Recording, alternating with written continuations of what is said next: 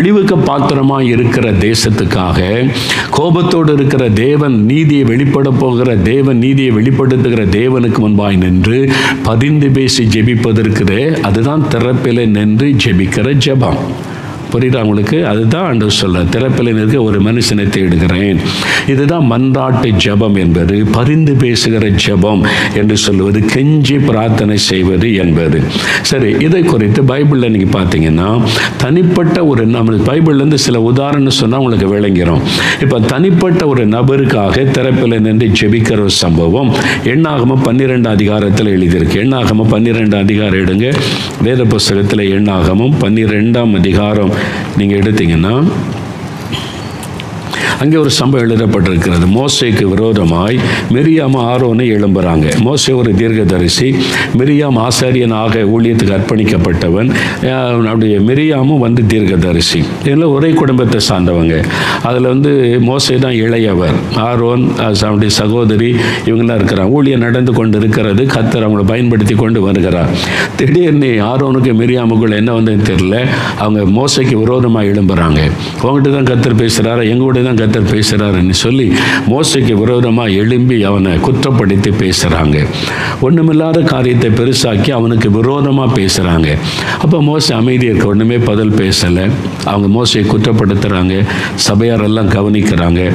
அப்போ ஆண்டவர் இதை கவனிச்ச உடனே 3 பேரையும் ஆண்டவர் ஆசரிப்பு கூட்டத்தில் வாங்கன்னு கூப்பிடுகிறார். அங்கே போன போது என்ன நடந்தது, மோசை நீ சொல்லு, ஆரோன் நீ என்ன நடந்து, அப்படி ஆண்டவர் விசாரிக்கலை. அவருக்கு எல்லாமே தெரியும். அவர் தான் எல்லாத்தையும் அறிந்த தேவன் ஆயிட்டு ஒரே வார்த்தையில் ஆண்டவர் சொல்றாரு, மோசே என் வீட்டில் எங்கு உண்மை உள்ளவன், அவனுக்கு விரோதமாய் பேசுவதற்கு உங்களுக்கு எப்படி பயம் இல்லாமல் போனது அப்படின்னு சொல்லிட்டு பாருங்க, தேவன் கோபத்தோட மேகத்தூணில இறங்கி பேசிட்டு கோபத்தோடு எழும்பி போயிட்டார் ஆண்டவர். முன்ன கர்த்தருடைய கோபம் அவர்கள் மேல் மூண்டது. பாருங்க 8ஆம் வசனம் 9ஆம் வசனம் பாருங்க, நான் அவனுடன் மறைபொருளாக அல்ல, மோசே கிட்ட முகமுகமாக பிரத்யட்சமாக பேசுகிறேன், அவன் கர்த்தருடைய சாயலை காண்கிறான். இப்படி இருக்க நீங்கள் என் தாசனாகிய மோசைக்கு விரோதமாய் பேச உங்களுக்கு பயம் இல்லாமற் போனது என்ன அப்படின்னு சொன்னார். அவ்வளவுதான், கர்த்தருடைய கோபம் அவர்கள் மேல் மூண்டது, கர்த்தர் போய்விட்டார். அப்போ அவர் ஊழியக்காரனை குற்றப்படுத்தி எல்லாருக்கும் மத்தியில் அவமானப்படுத்துகிறாங்க. அவர் அமைதியாக இருக்கிறார். தேவன் அதை பார்த்துட்டு ஜட்ஜ்மெண்ட் கொடுக்கிறார். என்ன நடந்தது பாருங்க, அடுத்த வசனம், மேகம் கூடாரத்தை விட்டு விலகி நீங்கிற்று, மிரியாம் உறைந்த மழையின் வெண்மை போன்ற குஷ்டரோகியானாள். மிரியாம் குஷ்டரோகி ஆயிட்டா. தேவனுடைய தண்டனை பார்த்தீங்களா? அவர் தீர்க்கதரிசியாக இருந்தும் கூட அவள் குஷ்டரோகி ஆகிவிட்டாள். இப்போ என்ன நடக்குது, அடுத்தது மோசே அதை பார்க்குறாரு. அது மோசே எதிர்பார்க்கலை, தேவன் இவ்வளோ பெரிய தண்டனைலாம் கொடுப்பார் என்று. அவள் சகோதரி ஒரு பக்கம் ஊழியத்தில் துணையாக இருந்தவள், இப்போ ஒரு தப்பு பண்ணிட்டா, தேவனுடைய கோபம் அவள் மேலே விட்டது. எப்படி நான் அபிஷேகம் பண்ண ஊழியக்காரனுக்கு விரோதமாய் நீ துணிகரமாய் பேசுகிறாய் என்று தேவன் கோபப்பட்டு போயிட்டார். அதனுடைய விளைவு தான் அங்கே நம்ம பார்க்கிறோம். பார்த்த உடனே இப்போ 13ஆம் வசனம், அப்பொழுது மோசே கர்த்தரை நோக்கி, என் தேவனே அவளை குணமாக்கும் என்று கெஞ்சினான். இதான் வேண்டுதல். இப்போ தேவன் கோபத்தோட போயிட்டார். மிரியாம் மேல் அவருக்கு கோபம், அதனால அவள் தண்டனை கொடுத்துட்டார் ஆண்டவர். வெண்குஷ்டரோகி ஆகிவிட்டாள். இப்போ என்ன பண்ணுறது, கர்த்தர்கிட்ட போய் மோசே கெஞ்சுகிறார். மோசை தான் குற்றப்படுத்தினாங்க, மோசை தான் அவமானப்படுத்தினாங்க. இப்போ மோசை கெஞ்சுகிறார் ஆண்டவரிடத்தில், ஆண்டவரே அவளை மன்னிச்சிருங்க, அவளுக்கு இறங்குங்க அப்படின்னு கெஞ்சி பிரார்த்தனை. அப்போ தேவனுடைய கோபத்துக்கு ஆளான மிரியாம், கோபத்தோடு இருக்கிற கர்த்தர், 2 பேருக்கு நடுவில் மோசை நின்று கெஞ்சி பிரார்த்தனை பண்ணுறார். பார்த்தீங்களா? அவளை மன்னிக்கணும், அவளுக்கு இறங்கணும் அப்படின்னு கெஞ்சி ஜெபிக்கிறார். பார்த்தீங்களா? அதுதான் பாருங்க, வேண்டுதல் செய்வது, திறப்பிலே நிற்பது என்பது, மன்றாடுவது, பரிந்து பேசி, எல்லாமே ஒரே அர்த்தம் தான். பரிந்து பேசி ஜெபம் செய்வது. மோசே கெஞ்சி பிரார்த்தனை பண்ணதுனால தேவன் இறங்கி அவளுக்கு சில நாட்கள் 7 நாள் வரைக்கும் வெட்கத்தை அனுபவிக்கணும்னு சொல்லிட்டு அப்புறம் ஆண்டவர் சுகமாக்கினார். அதை பார்க்கிறோம். இப்போ ஆதியாகமம் 18ஆம் அதிகாரத்துக்கு வந்தீங்கன்னா 22ஆம் வசனம் என்ன சொல்லுது பாருங்க, கர்த்தர் ஆபிரகாமை சந்திச்சு, சோதம் கொமோர பட்டணம் அது பாவம் நிறைவாகி விட்டது, பாவம் பெருகி விட்டது, பரலோகம் வரைக்கும் எட்டி விட்டது, அந்த பட்டணத்தை நான் தண்டிக்க போகிறேன் என்று ஆண்டவர் ஆபிரகாமிட்ட பேசுகிறார். 22ஆம் வசனம் சொல்லுகிறது, ஆபிரகாம் கர்த்தருக்கு முன்பாக நின்றான். Abraham stood before the Lord. எதுக்காக? சோதம் கொமோர பட்டணம் பாவம் பெருகிட்டு கர்த்தரை அழிப்பேன் என்று சொல்லுகிறார். வருகிறார். என்ன பாவம் பெருகிவிட்டார். அவருக்கு சந்தோஷம் கிடையாது. ஒரு பட்டணத்தை அழிப்பதோ ஒரு மனிதர்களுக்கு தண்டனை கொடுப்பதோ தேவனுக்கு சந்தோஷமே கிடையாது. நல்ல விளங்கிக் கொள்ளுங்க. அவர் அன்புள்ளவர், மனதுருக்கம் உள்ளவர், பரிதவிக்கிறவர். ஆனால் அந்த பட்டணம் பாவம் பெருகிவிட்டது. பாவம் நிறைவான உடனே சாத்தானே கர்த்தரிடத்தில் போவான். நான் பாவம் செய்தேன்னு என்னை தண்டிச்சிங்கல்ல, அப்போ இவங்க பாவம் செய்கிறாங்கல்ல, எப்படி நீங்கள் தண்டிக்காமல் இருக்கலாம்? அப்போ நீங்கள் அநீதி உள்ள தேவனான்னு கேட்பான். நீங்கள் அதை யோசிக்கணும். ஏன் தேவன் அந்த தேவ நீதின்னு சொல்லுகிறோம் என்றால், சாத்தான் தேவதூதன் பாவம் செய்த போது தேவன் அவனுக்கு தண்டனை கொடுத்து தான் அவனை தள்ளி போட்டார். இப்போ அவன் தேவ சமூகத்தில் போய் தேவனை குற்றப்படுத்துவான். நான் தப்பு பண்ணேன்னு என்னை தள்ளி போட்டீங்கல்ல, இப்போ இந்த பட்டணத்தில் இவ்வளோ பாவம் பெருகி இருக்குல்ல, நீங்கள் தண்டிக்காவிட்டால் நீங்கள் அநீதி உள்ள தேவன் சொல்லி விடுவான். அப்போதான் தான் தேவ நியதி என்பது ஒரு பட்டணத்திலோ தேசத்திலோ ஒரு மனிதனில் பாவம் பூரணமாகிவிட்டால் அவன் மேலே தேவ கோபாக்கினை வெளிப்படும், தேவ நீதி வெளிப்படும். இதான் வேதத்தின் சத்தியம். அதான் தேவ நியதி. அதை யாரும் மாற்ற முடியாது. அதனால சோதம் கொமோரா பட்டணம் பாவம் பரலோகம் வரைக்கும் எட்டிவிட்டது. ரொம்ப துன்மார்க்கம், பயங்கர துன்மார்க்கம், அசுத்தம், அருவருப்பான காரியம், வாயினால சொல்ல முடியாத அருவருப்பெல்லாம் நடக்கிறது. தேவன் பார்த்துட்டு துக்கம் அடைந்து கொஞ்சம் கூட ஒரு கடவுள் பயம் இல்லை, ஒரு மனுஷரை குறித்த ஒரு அன்பில்லை, இப்படி துணிகரமான பாவம் செய்கிறாங்களேன்னு சொல்லி அது நிறைவாகிவிட்டது. இதுக்கு மேலே தாங்காது. அதனால தேவன் அழிக்க வருகிறார். அவருடைய உள்ளத்தில் துக்கம். அவர் மனிதன் எவ்வளவு பெரிய பாவியா இருந்தாலும் அவன் அழிக்க அவர் விரும்புவது இல்லை. நல்ல அறிந்து பாவியனுடைய மரணத்தை விரும்பாத தேவன். யாராவது அவனுக்காக ஜெபிக்க மாட்டாங்களா? அவனை ரட்சித்தர மாட்டோமான்னு ஏக்கத்தோடு இருக்கிறவர் ஆண்டவர். எந்த மனிதனையும் அவர் அழிச்சிடணும், நரகத்தில் போட்டோன்னு விரும்புகிற தேவன் அல்ல. அவர் அன்பானவர். ஆனால் ஆள் தேடுகிறார். யாராவது ஜெபம் பண்ணுவாங்களா அப்படின்னு சொல்லி அதான் பரிந்து பேசி ஜெபிக்க ஆள் தேடுகிறார். இப்போ ஆபிரகாமிட்ட போய் எதுக்கு கர்த்தர் சொல்லணும்? யோசித்து பாருங்க. சோதம் கொமோரா பட்டணம் பாவம் பெருகிட்டு ஆபிரகாம் அங்கே இல்லை, அவர் போய் அழிச்சு போட்டு போகலாம்ல. ஒரு மனுஷன்கிட்ட ஏன் சொல்லணும்? ஆபிரகாம் கர்த்தருக்கு முன்னால் நின்று பிரார்த்தனை பண்றார், ஜெபிக்கிறார். 50 நீதிமான்கள் இருந்தால் அழிப்பீரோ ஆண்டவரே? அப்போ அவர் திறப்பில் நின்று ஜெபிச்ச உடனே ஆண்டவருக்கு சந்தோஷம் வந்து விட்டார். அழிக்க மாட்டேன் ஆபிரகாம், 50 பேர் இருந்து அழிக்க மாட்டேன். 45, 40, 30, 20, 10, 7 முறை திரும்ப திரும்ப திரும்ப பரிந்து பேசி ஜெபம் பண்ணுகிறார். ஆண்டவருடைய உள்ள மகிழ்ச்சி அடைகிறது. ஆனால் 10 வரைக்கும் நிறுத்தி, இதுக்கு மேலேயும் ஒரு 10 நீதிமான் கூட இல்லாட்டா அந்த பட்டணத்துக்காக எப்படி பரிந்து பேசுவது? அதான் பார்த்தீங்களா, அந்த பட்டணம் அழிக்கப்பட்டது. அப்போ ஆபிரகாம் கர்த்தரிடத்தில் பரிந்து பேசுகிறார். ஆண்டவரிடத்தில் போய் பரிந்து பேசும்போது தன்னை தாழ்த்தி அதிகாரத்தோடு ஜெபிக்கலை. நீங்கள் அதான் பார்த்தீங்கன்னா, ஆண்டவரே உம்முடைய பிள்ளை நான் அதிகாரத்தோடு கேட்குறேன், மன்னிச்சிருங்க, அந்த பட்டணத்துக்கு இறங்குங்க, அப்படிலாம் ஜெபிக்கலை. நீங்கள் எலியா ஜெபித்த போது உரிமையோடு ஜெபித்தார், அதிகாரத்தோடு ஜெபித்தார். இந்த பிள்ளையினுடைய ஆத்மா திரும்பி வர பண்ணும் என்ன, அவங்க கர்த்தருக்கு பயந்து நடக்கிறாங்க, ஊழியக்காரனுக்கு உதவியா இருக்கிறாங்க. அப்போ அங்க ஜெபம்.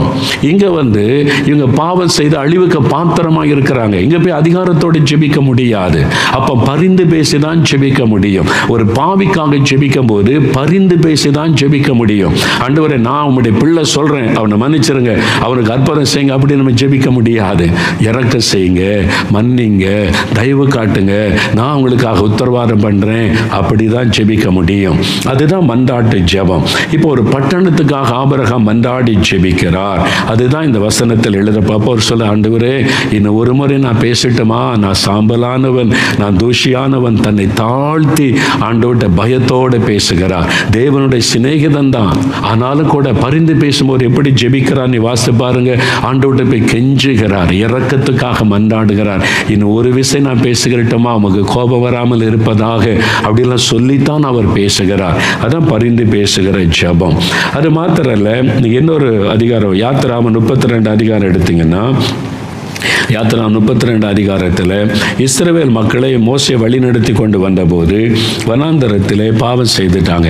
ஆண்டவர் அருவருக்கக்கூடிய அவருக்கு கோபத்தை உண்டாக்குற முக்கிய 2 பாவங்கள், ஒன்று விக்கிரக ஆராதனை, இன்னொன்று விபச்சாரம், வேசித்தனம்.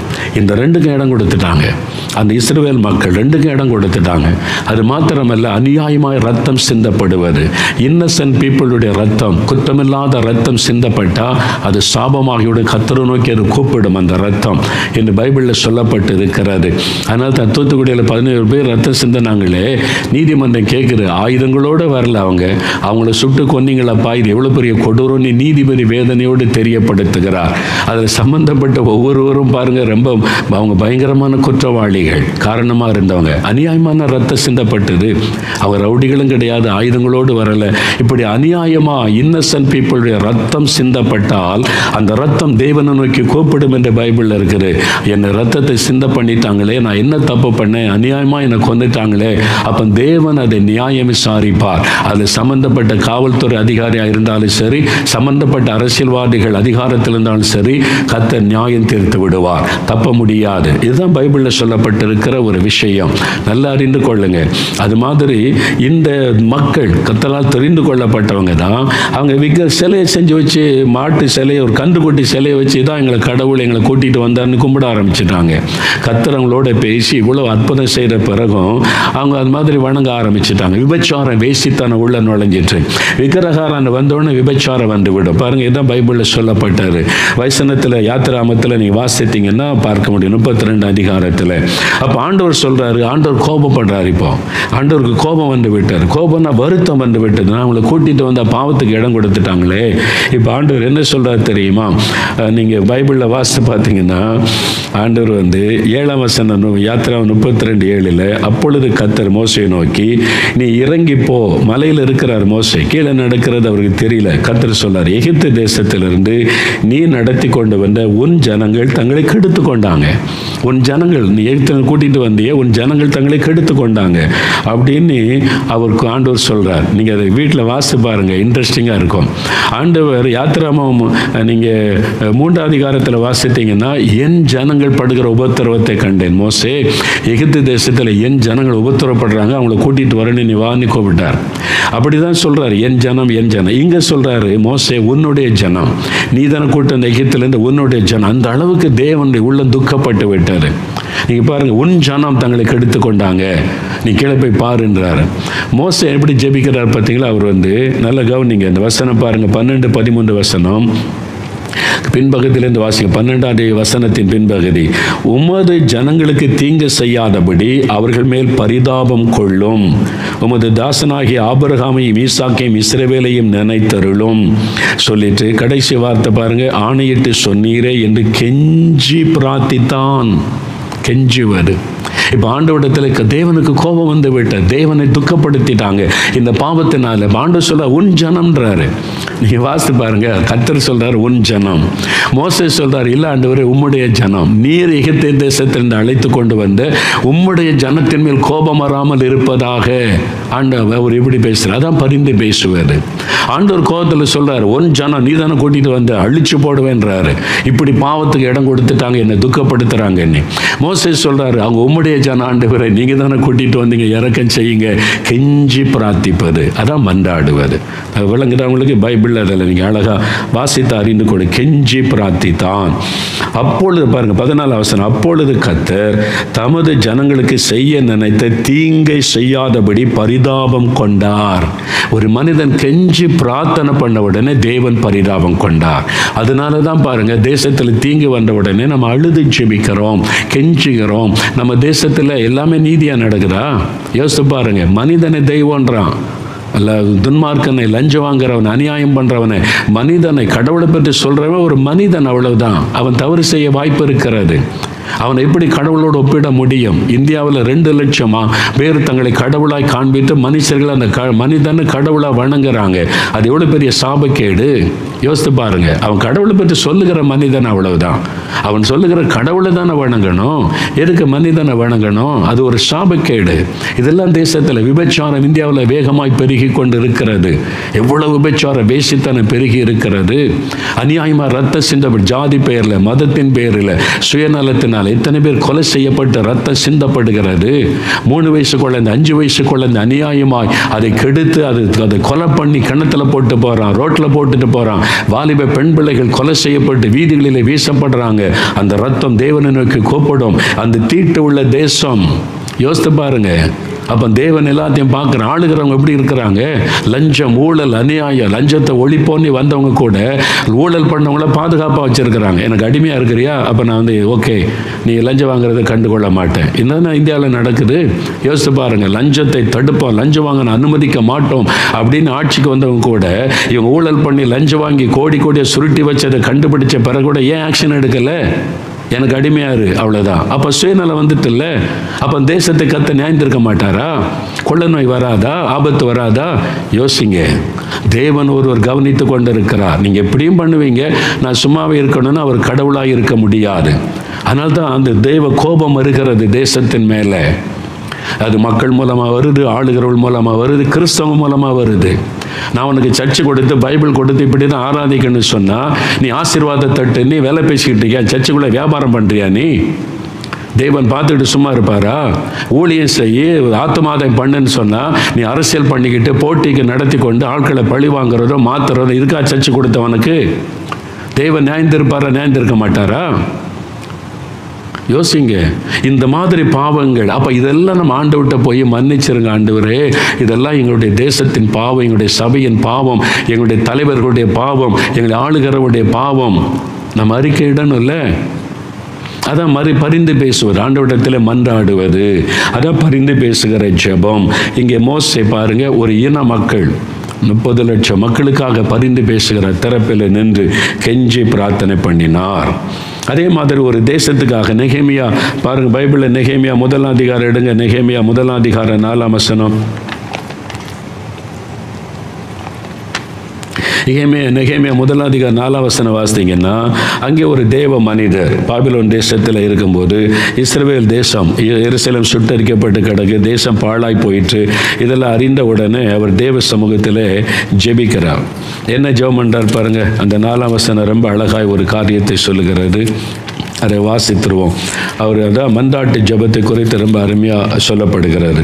அந்த தன்னுடைய மக்கள் சிறுமை அனுபவிக்கிறாங்க, தன் தேசம் பாழாய் கிடக்குது அறிந்த உடனே இந்த வார்த்தைகளை கேட்டபோது நான் உட்கார்ந்து அழுது. யாருக்காக அழுதார்? வசனம் பாருங்க, அழுது. யாருக்காக எழுதார் நெகேமியா? அவருக்காக. அவருக்கு வேலை இல்லையா? நல்ல வேலை, அரண்மனையில் ராஜாவுக்கு பக்கத்தில் வேலை, அவருக்கு ஒரு ஆபத்தும் இல்லை. இன்றைக்கி நம்ம அழுதாலே நமக்காக தான் அழுகிறோம். என் பிள்ளைக்கு அது வேணும், என் குடும்பத்துக்கு இது வேணும், எனக்கு இது வேணும், எனக்கு சுயநலமாக தான் அழுகிறோம். ஆனால் நெகேமியா பாருங்க, எதுக்கு தன் தேசத்துக்காக, தேச மக்களுக்காக அழுகிறார். அவர் உட்கார்ந்து அழுது சில நாளாய் துக்கித்து, துக்கம் அவருடைய உள்ளத்தில் உபவாசிக்கிறார். சாப்பிட மனமில்லை, உபவாசித்து தேசத்துக்காக தன் மக்களுக்காய் மன்றாடி. அதான் மன்றாடுவது, மன்றாடி விண்ணப்பம் வேண்டுதல் செய்வது, மன்றாடி பரலோகத்தின் தேவனை நோக்கி. அவர் பாருங்க 6ஆம் வசனத்தில் சொல்றாரு, உமது அடியாராகிய இஸ்ரவேல் புத்திரருக்காக இன்று இரவும் பகலும் உமக்கு முன்பாய் மன்றாடுகிறேன். இரவும் பகலும் மன்றாடுகிறார். அப்ப நம்முடைய தேசம் இவ்வளவு பெரிய பாவத்துக்குள்ளாகி சாபத்துக்குள்ளாகி இருக்கிறது. இவ்வளவு நிர்விசாரத்தோடு இருக்கிற கிறிஸ்தவர்கள், சபை தலைவர்கள், ஊழியர்கள், தேசத்தை ஆளுகிறவர்கள், மக்கள் எல்லாருக்குள்ள ஒரு நிர்விசாரம். அவங்கவுங்க செய்கிறது அவங்களுக்கு கரெக்டாக இருக்குது. நீதியாக செயல்படுறோமா? இல்லை. கலப்படம், ஏமாத்துறது, திருடுறது, நம்ம வாழ்ந்திருந்தா போதும், அவ்வளோதான். அந்த சுயநலம், ஒரு உண்மையற்ற தன்மை தேசத்தில் இதெல்லாம் நடக்குதில்ல. அப்போ ஆண்டவரிடத்தில் மன்றாடுவது, மன்னியும் இறங்கும், இப்படி தான் எங்கள் மக்கள் இருக்கிறாங்க, இப்படி தான் தேசம் இருக்குது, ஆனாலும் நீங்கள் இறக்க செய்யுங்க அப்படின்னு மன்றாடுவது. நெகேமியா அழுது மன்றாடி இரவும் பகலும் மன்றாடினாராம். அப்போ அந்த மாதிரி நம்ம ஜெபிக்கணும் ஒரு தேசத்துக்காக. தானியேல் 9ஆம் அதிகாரத்திலையும் நீங்கள் பார்த்தீங்கன்னா தானியேல் மன்றாடுகிறார். தானியேல் 9ஆம் அதிகாரத்தில் அதான் நம்ம தானியேல் ஜெபம் பண்ணல 21 நாள் ஜெபம். தானியேல் புஸ்தகத்தை நீங்கள் பார்த்தீங்கன்னா 9ஆம் அதிகாரத்தில் அவர் தேசத்தின் காரியங்கள், மக்களுடைய காரியத்தை அறிந்த உடனே அவர் பாருங்க என்ன செய்கிறார். 3ஆம் வசனம், நான் உபவாசம் பண்ணி ரட்டிலும் சாம்பலிலும் உட்கார்ந்து தேவனாகி ஆண்டவரை ஜெபத்தினாலும் விண்ணப்பத்தினாலும் தேட அவருடைய முகத்தை அவருக்கு நேராக்கி. அது மாதிரி நீங்க பார்த்தீங்கன்னா 19ஆம் வசனத்தில் அவர் கதறுகிறார், என் ஆண்டவரே கேளும், ஆண்டவரே மன்னியும், ஆண்டவரே கவனியும். அந்த மாதிரி ஜெபிக்கிறதை பார்க்கிறோம். அப்போ அதுதான் பாருங்க, தேவனிடத்திலே மன்றாடுவது, ஆண்டவரிடத்திலே பரிந்து பேசுவது. அது ரொம்ப முக்கியம். இப்போ நீங்கள் ஒரு ஆத்மாவுக்கு ரட்சிப்புக்காக ஜெபிக்கிறீங்க, அந்த ரட்சிப்பை தடை பண்ணுகிற ஆவியை கடிந்து கொள்ளுங்க. இந்த குடும்பம், இந்த கிராமம், இந்த பட்டணம், இந்த மக்கள் ரட்சிக்கப்பட்ட அந்த ரட்சிப்பை தடை பண்ணுகிற ஆவிகள், அதெல்லாம் இப்போ கடந்த வாரமே சொல்லிட்டு அதை எதிர்த்து இயேசுவின் ரத்தத்தை தெளித்து ஜெபிச்சிருங்க. அடுத்தது அந்த ஆத்மாவுக்காக உத்தரவாதம் பண்ணி ஜெபிக்கணும். உங்கள் கணவராக இருக்கலாம், உங்கள் பிள்ளையாக இருக்கலாம், மனைவியாக இருக்கலாம், அல்லது உங்களுடைய எதிர் வீட்டுக்காரங்களாக இருக்கலாம், உங்கள் கூட வேலை செய்கிறவங்களா இருக்கலாம், கூட படிக்கிறவங்களா இருக்கலாம், உங்களுடைய கிராமத்தின் மக்களாக இருக்கலாம், உங்கள் பட்டணத்தை அவங்கெல்லாம் ரட்சிக்கப்படணுமானா அவங்க எத்தனையோ பாவ காரியத்துக்கு அடிமைப்பட்டு இருப்பாங்க. ஆண்டவரிடத்தில் போய் பரிந்து பேசி ஜெபம் செய்வது. இப்போ நான் ஒரு கூட்டத்துக்கு போகிறேன்னா, ஒரு நற்செய்தி கூட்டம் 3 நாள் 4 நாள் நடக்குன்னா, அதுக்காக அந்த பட்டணத்துக்காக அங்கே வரக்கூடிய ஆத்துமாக்கள், அவங்க வசனத்தை கேட்க வரக்கூடிய மக்களுக்காக ஜெபிப்பார். அதில் ரட்சிக்கப்பட்டவங்க வருவாங்க, ரட்சிக்கப்படாதவங்க வருவாங்க, வாலிபர்கள் வருவாங்க, குடிகாரங்க வருவாங்க, நிறைய சாபத்துக்குள்ளானவங்க வருவாங்க. அவங்களுக்கெல்லாம் தெய்வ சமூகத்தில் காத்திருந்து மணிக்கணக்காக ஜெபம் செய்வது. நான் கூட்ட நாட்கள் இருந்தால் 4 நாள்னா 4 நாள் காலையில் ஃபாஸ்டிங் பண்ணி மத்தியானம் வரைக்கும் உபவாசம் பண்ணி மணிக்கணக்காக அவங்களுக்கு ஜெபிப்பது என்னுடைய வழக்கம். அப்போ இன்றைக்கி வசனத்தை கேட்க வரப்போகிற ஆத்மா ரட்சிக்கப்படணுமே, உண்மை அறிந்து கொள்ளணுமே, ஆண்டவரேன்னு தெய்வ சமூகத்தில் ஜெபிப்பது உண்டு. மத்தியானம் சாப்பிட்ட பிறகு ஒரு மணி நேரம் 1.5 மணி நேரம் ரெஸ்ட் எடுத்துட்டு மறுபடியும் மேடைக்கு போகிறதுக்கு முன்னால் 2 மணி நேரம் ஜெபிக்கிறது. ஆண்டவருடைய சமூகத்தில் இன்றைக்கி ஜனங்க வரப்போகிறாங்க, அவங்க ரட்சிக்கப்படணும், தொடப்படணும், 2 மணி நேரம் ஜெபிச்சுட்டு தான் அந்த மேடைக்கு நாங்கள் வருகிறோம். இதுதான் என்னுடைய அனுபவம், எனக்கு ஆண்டவர் கற்றுக் கொடுத்து நடத்துகிற விதம். அதனால தான் நற்செய்தி கூட்டம் நடக்குன்னா வெளியே எங்கேயும் நான் போக மாட்டேன். அது ஜெப நேரம், காலையிலிருந்து நான் ஜெபிக்கணும். ஜனங்க வருவாங்க, அந்த ஆத்மா ரட்சிக்கப்படணும்னா அதுக்கு பரிந்து பேசி ஜெபிக்கணும். அப்படி ஜெபிக்கும் போது ஆண்டவரை ரட்சிங்க, அவங்கள முதல்ல அந்த ஆவிகளை கடிந்து ஜெபம் பண்ணுவேன். ரட்சிப்பை தடுக்கிற ஆவிகள், விற்கிற ஆவிகள், மந்திர ஆவிகள், தவறான நம்பி, அதெல்லாம் ஜெபிச்சு முடிச்ச பிறகு ஆண்டவரிடத்தில் அந்த ஆத்மா ரட்சிக்கப்படணுமே அப்படின்னு சொல்லி ஊழியத்தின் ஆரம்ப காலத்தில் ஆண்டவர் சொன்னார், ஜனங்க கண்ணீரோட மனம் திரும்பணும் அப்படின்னு நான் ஜெபம் பண்ணேன். அப்போ ஜனங்க கண்ணீரோட மனம் திரும்பன்னு விரும்புகிறலாமா? ஜனங்க மனம் திரும்பி ரட்சிக்கப்பட்டாதான் ஜீவபுஸ்தகத்தில் பேர் எழுதப்படும். அப்போ ஜனங்க கூட்டத்தில் உன் பிரசங்கத்தை கேட்டு கண்ணீரோட மனம் திரும்ப வேண்டுமானால் உன்னுடைய கண்ணீர் என் பாதத்தில் சிந்தப்படணும். நீ உன் கண்ணீரை என் பாதத்தில் சிந்தனா ஜனங்க கண்ணீரோட மனம் திரும்பும்போது நீ காண்பாய். என் ஆண்டவர் எனக்கு ஒரு பாடத்தை கற்றுக் கொடுத்தார் என் ஊழியத்தின் ஆரம்ப காலத்தில் 80களில். அதனால் நான் இன்றைக்கும் ஒரு நற்செய்தி கூட்டத்தில் செய்து கொடுக்க நிற்கிறதுக்கு முன்னால் என் கண்ணீரை சிந்தாதபடி பிரசங்கம் பண்ணினதே கிடையாது. இன்றைக்கு வரைக்கும் அற்புத பெருவிழா நடக்குதில்லை, போன மாதம் நடந்தது. அற்புத பெருவிழா சுவிசேஷம் அறிவிக்க மக்களுக்காக நான் தேவ சமூகத்தில் என் கண்ணீரை சிந்தாமல் வந்து பிரசங்கம் பண்ணது கிடையாது. அப்போ முதல்ல என் கண்ணீர் சிந்தப்பட்டால் தான் ஜனங்கள் ஆண்டவர் தொடுவார். அவங்களுக்கு குறித்த ஒரு பாரம் உண்டாக்கி பரிந்து பேசி ஜெபிப்பது. ஒரு முறை அப்படி தான் நான் ஜெபிச்சு கொண்டு இருந்தேன். இரவு கூட்டம், கடைசி நாள் கூட்டம், நிறைய ஜனங்க வருவாங்களே கடைசி நாள். அதனால் உட்காந்து ஜெபிச்சுக்கிட்டே இருக்கிறேன். ஆண்டவரை ரட்சிக்கணும், ரட்சிக்கணும், மக்களை தொடணும் அப்படின்னு நான் ஜெபிக்கிறேன்.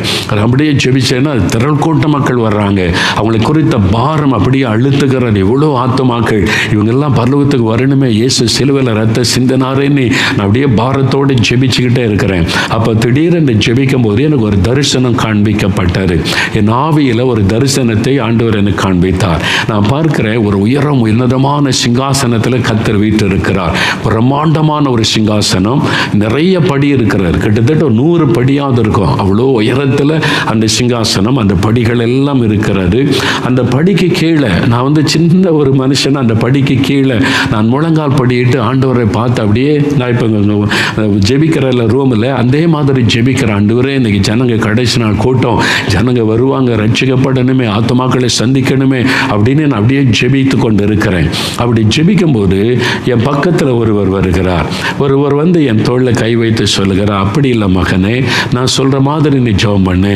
சரி சொல்லுங்க என்ன. உடனே ஆண்டவரே, என் ஜனத்தின் பாவத்தை மன்னியும், அவங்க விக்கிரகாராதனை, மனுஷ வணக்கம், அவங்களுடைய தவறான நம்பிக்கை, அவங்க அறியாமையில் இருக்கிறாங்க, அதை மன்னியும், அவங்க செய்கிற பாவங்களை மன்னியும், அவங்களுக்கு எத்தனையோ முறை சுவிசேஷம் அறிவிக்கப்பட்ட போது புறக்கணிச்சாங்க, அதையெல்லாம் நீங்கள் மன்னிங்க, அவங்களுக்கு இறக்க செய்யுங்க.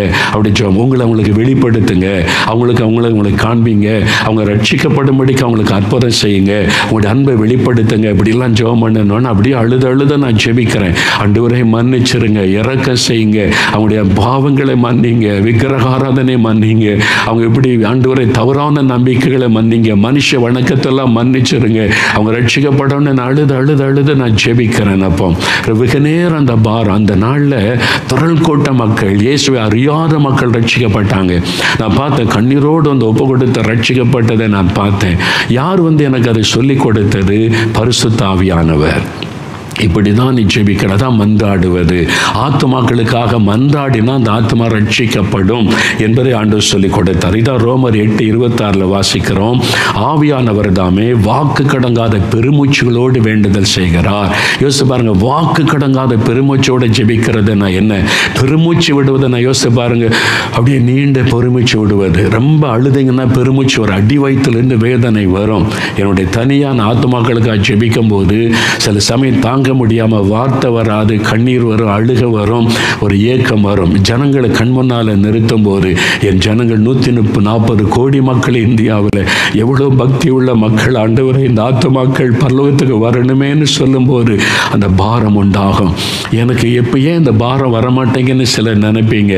ஆவியானவர் தான் அந்த பாரத்தை கொடுக்கணும், நமக்கு நாமே வருவிக்க முடியாது. நீங்கள் விரும்பி கேட்டால் அந்த பாரத்தை ஆவியானவர் தருவார். வாக்கு கடங்காத பெருமூச்சுகளோடு ஜெபிக்கிற பாரத்தை கர்த்தர் உங்களுக்கு தருவார். அதில் வந்து நீங்கள் இயேசுவை கண் முன்னால் நிறுத்தணும்.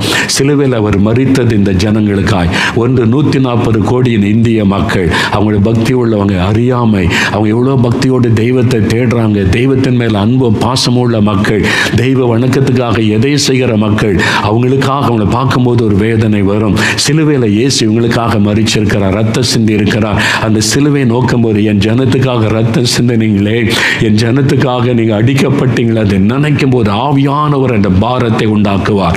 ஒரு ஆத்மாவுக்காக ஜெபிக்கும் போது சிலுவையை கண்முன்னால நிறுத்துங்க. அந்த ஆத்மாவுக்காக சிலுவையில் அறையப்பட்ட இயேசு, இந்த ஆத்மாவுக்கு ரத்த சிந்தனை இயேசு, இந்த ரெண்டையும் நீங்க கண்முன்னால நிறுத்தும் போது தான் ஆவியானவரை இடைப்பட்டு உங்களுக்குள்ள ஒரு பாரத்தை உண்டாக்குவார். அப்பதான் உங்களுக்குள்ள கண்ணீர் வரும், பெருமூச்சு வரும். இந்த ஜனம் ரட்சிக்கப்படணுமே, இந்த ஜனம் ஒரு ஆத்மானா கூட இந்த பாரம் உங்களுக்கு வரும். இவங்க ரட்சிக்கப்படணுமே, ஆண்டவரே அவருடைய மனக்கண் திறக்கப்படணுமேன்னு சொல்லி, அதான் மன்றாட்டின் ஆவி. அந்த ஆவியானவர் ஊற்றப்படும் போது மன்றாட்டின் ஆவி, ஸ்பிரிட் ஆஃப் இன்டர்செஷன், அந்த ஆவி ஊற்றப்பட்டு விட்டா நீங்க மணிக்கணக்காக ஜெபிப்பீங்க, ஏங்கி அழுது ஜெபிப்பீங்க. அந்த கண்ணீர் விலையேறப்பட்டது. அந்த கண்ணீருக்கு ஆத்துமாக்களை ஆண்டவர் தருவார். இப்போ அப்படியே முழங்கால் படியிடுங்க. அப்படி எல்லாரும் முழங்கால் படியிடுங்க. ஆண்டவருடைய சமூகத்தில் ஒரு 5 நிமிடம் ஜெபிக்க போற. ஆண்டவரே, ஒரு மன்றாட்டின் ஆவியை எனக்கு தாரும் ஆண்டவரே. நானும் ஆத்துமாக்களுக்காக இப்படி ஜெபிக்கணும். என் குடும்பத்தில் ரட்சிக்கப்படாத என் கணவருக்காக, ரட்சிக்கப்படாத என் பிள்ளைகளுக்காக, என் குடும்பத்துக்காக, என் தெருவில் உள்ளவங்களுக்காக, என் கிராமத்தில் உள்ளவங்களுக்காக, என் மாவட்டத்தில் உள்ளவங்களுக்காக, என் இந்தியாவில் இருக்கிற 140 கோடி மக்களுக்காக நான் இப்படி அழுது புலம்பி ஜெபிக்கணும். நெகேமியா மாதிரி ஜெபிக்கணும், மோசே மாதிரி ஜெபிக்கணும். ஆண்டவரே, அந்த பாரத்தை எனக்கு தாங்க ஆண்டவரே. கேளுங்க, முழங்கால் படியிடுங்க, கேளுங்க. இப்பொழுது மன்றாட்டின் ஆவி ஊற்றப்படட்டும் ஆண்டவரே. ஒரு மன்றாட்டின் ஆவியை ஊற்றுங்கப்பா. மன்றாட்டின் ஆவினால் நிரப்புங்க ஆண்டவரே, நிரப்புங்க ஐயா. என் தேசத்தில் ஆத்துமாக்கள் திறந்த ஒரு நரகத்தில் போய்கொண்டிருக்கிறாங்களே, நாங்கள் அதற்காக ஜெபிக்கிறோம். எனக்குள்ள அந்த பாரத்தை தாங்க. ஜெபம் பண்ணுங்க. ஆண்டவரே, ஒவ்வொருவருக்குள்ள அந்த பாரத்தை கொடுங்க. அந்த மன்றாட்டின் ஆவியை ஊற்றுங்க, மன்றாட்டின் ஆவியை ஊற்றுங்க, மன்றாட்டின் ஆவியை ஊற்றுங்க. இந்த வாலிப தம்பிக்குள்ள ஊற்றுங்க, இந்த வாலிப மகளுக்குள்ள மன்றாட்டின் ஆவியை ஊற்றுங்க. இந்த தகப்பனாருக்குள்ள, இந்த ஊழியக்காரங்களுக்குள்ள மன்றாட்டின் ஆவியை ஊற்றுங்க, இந்த ஊழியக்காரங்களுக்குள்ள மன்றாட்டின் ஆவியை ஊற்றுங்க ஐயா. ஆத்துமாக்களை பார்த்து அழுது புலம்பி ஜெபிக்கிற இந்த மன்றாட்டின் ஆவியை ஊற்றுங்க ஆண்டவரே. மன்றாட்டின் ஆவியை ஊற்றுங்க. ஆத்தும பாரம் உள்ளத்தை நெருக்கட்டும், கர்ப்ப வேதனை உள்ளத்தில் வரட்டும் ஆண்டவரே. பவுலுக்கு கொடுத்த கர்ப்ப வேதனை வேதனையை தாங்க ஆண்டவரே. எல்லாருக்கும் கொடுங்க, எல்லாருக்கும் கொடுங்க, எல்லாருக்கும் கொடுங்க. ஜெபிங்க, ஜெபிங்க, ஆண்டவரிடத்துல கதறி ஜெபிங்க. வாய் விட்டு கதறணும்னு ஏவப்பட்டீங்கன்னா கதறி ஜெபிங்க. வெட்கப்படாதுங்க. இந்திய மக்களை பாருங்க, 140 கோடி ஆத்துமாக்களை பாருங்க. உங்க தெருவில் இருக்கிற மக்கள் எவ்வளவு பக்தியா இருக்கிறாங்க. நம்ம விட அவங்க எவ்வளவு பக்தியா இருக்கிறாங்க. தெய்வ வணக்கத்துக்காக என்னெல்லாம் தியாகம் பண்றாங்க. ஆண்டவரே, அவங்க உம்மை அறியணுமே, உம்மை தெரிந்து கொள்ளணுமே, ரட்சிக்கப்படணுமே. அவங்களுக்கு உங்களை வெளிப்படுத்துங்க, அவங்களுக்கு உங்களை காண்பீங்க. அவங்க உம்மை அறிந்து கொள்ளட்டும், ரட்சிக்கப்படட்டும். ஆண்டவரே, அவங்க ஒருவரு கூட நரகத்தில் போயிடக்கூடாது. நாங்க திறப்பில் நிற்கிறோம். நான் திறப்பில் நின்று மன்றாடி ஜெபிக்கிறேன்.